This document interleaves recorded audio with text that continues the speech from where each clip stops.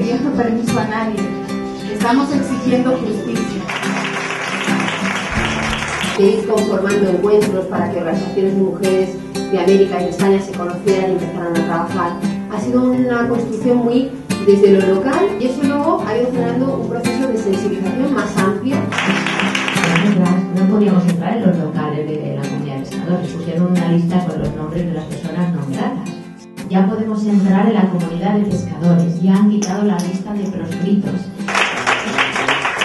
El empoderamiento se entiende como un proceso de superación de la desigualdad de género.